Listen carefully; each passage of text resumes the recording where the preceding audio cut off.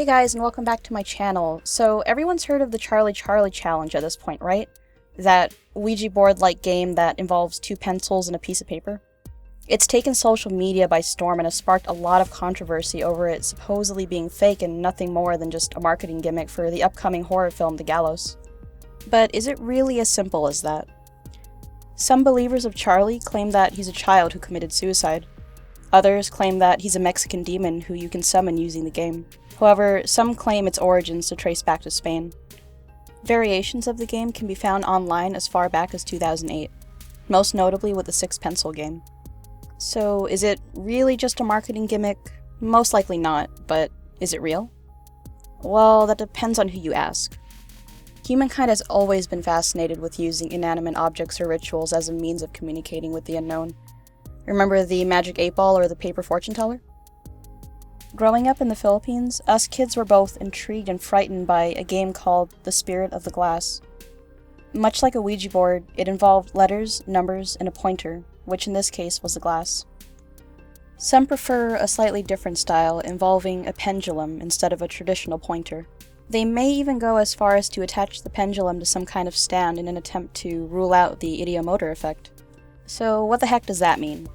Well, basically the ideomotor effect refers to the influence of suggestion or expectation on involuntary and unconscious motor behavior. So if you want it to move, then it will move. But of course, that's where the Charlie challenge sticks out.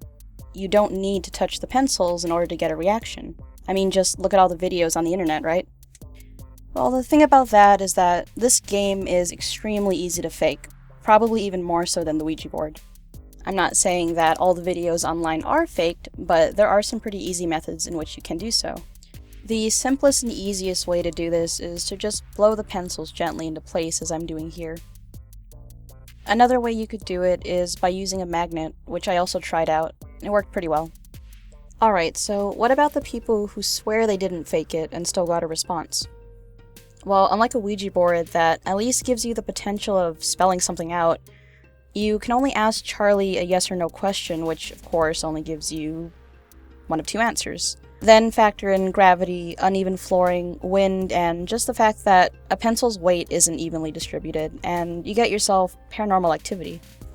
So that means it's safe to go to bed tonight with the lights off, right? Well, maybe not. A lot of people have claimed to experience poltergeist-like activity after playing the game. Objects would be mysteriously misplaced, voices could be heard in the dead of night, and just your typical post-demon summoning experiences. The only way to find out for sure is to just try it yourself. And by the way, before you go off and try to summon a demon, don't forget to like, comment, and subscribe, and I'll see you next time. If you survive.